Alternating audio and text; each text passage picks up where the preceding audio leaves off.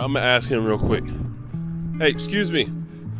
Hey, we're going around interviewing people, just about like their testimonies and stuff. Do you believe in Jesus? Yeah, I'm a believer. I'm just sitting here listening to music. Oh man, you mind if I interview you for a couple minutes? Yeah, go ahead. All right, come on. Okay, walk me through your testimony. Tell me about it.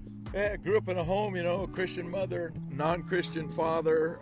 Kind of love my mother, go with her. Love your dad, go with him. And just kind of went sports in high school, sports in college, and then became a bartender. And then life went crazy from there. So you're a bartender.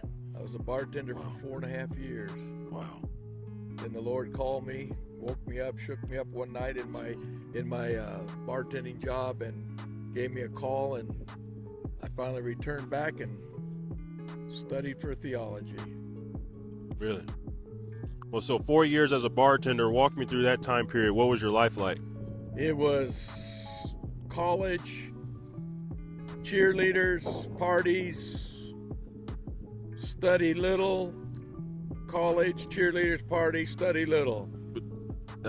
So how did you go from there to, you said you ended up studying theology? I don't understand. I ended up going to a family camp, taking I had 2 little boys at that time, and went to a family camp that I remember going to years before when I was a kid, up until my early teens. Went back there one year, took them with me, still bartending, and then heard the voice of God say, "This is your last call. I'm calling you." Wow. Heard him. It was an audible voice, 4 straight nights. 4 straight nights. Went up and talked to the speaker, didn't know him from anybody, said, "I'm scared, I don't know what's going on. I heard this audible voice, and I think maybe it's from the past life." And he said, "No, you need to talk to me." And anyway, 2 weeks later, I was in college in Keene, Texas. Wow. Where we're at right now. Where we're at right now. Right now. So how long did you stay out here? And tell me about that. So you're bartending, heard the voice of God 4 straight nights, end up in Keene, Texas. And so how do you get from there till?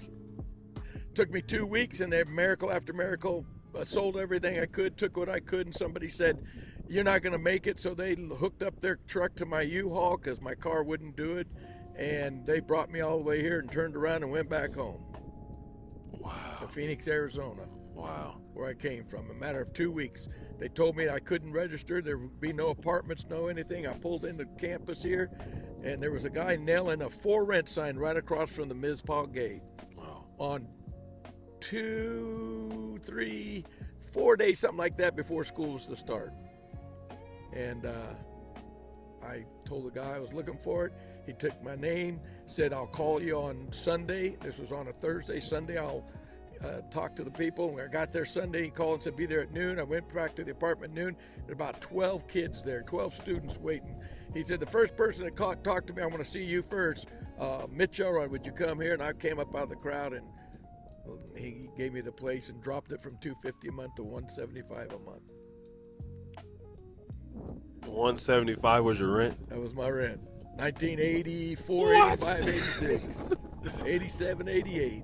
Never raised it on me one time. That's expensive today. No, no, man. Then I drove down to the corner where the coffee shop and stuff is right now, a little Boboa tea shop there. There's a gas station there, and I heard a guy yelling, "I need help painting. I need a painter," which I was a house painter on top of a bartender. Wow. And I went down there, and I went to work that Sunday. So this is you living a lifestyle, doing all that craziness, hearing God, accepting that call, and then you said miracle after miracle after miracle, even moving here and then getting a job. Yep, getting a job and working that very Sunday, and he worked me every hours that I wasn't studying or had classes going on, and he started me at $8.50 an hour. 4 years later, he was paying me $12.50 an hour in the 80s, because he said God told him to make sure I went through school. So one last thing that I asked the people before is that, so that's the 80s. That's when all that was going on. It's 2026. For somebody that's new to the faith, or that's interested, or even that's been in the church like myself and may have fallen away, what would you say is, how have you stayed on fire this I mean, because that was then. That's, a few years ago. So how are you still on fire? I actually have to ask every day for the Holy Spirit. Wow. Plead for the Holy Spirit.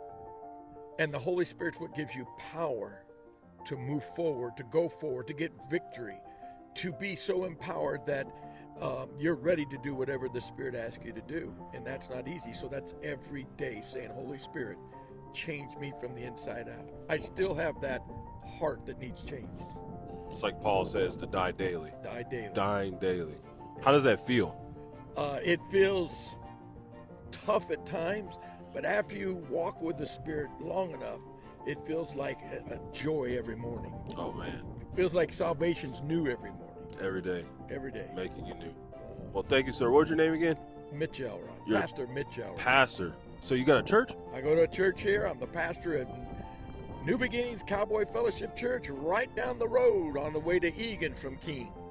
Oh, that's right. We might have to go visit. Yeah, see what that's come about. visit. This coming Saturday, we have Testimony Sabbath. Okay, what's that? That's where we just bring people in, either from the audience or from the communities or from anywhere else that the Lord leads us, and we invite them to come in and tell how they went for their journey. Could I give my testimony? You can give your testimony anytime you want.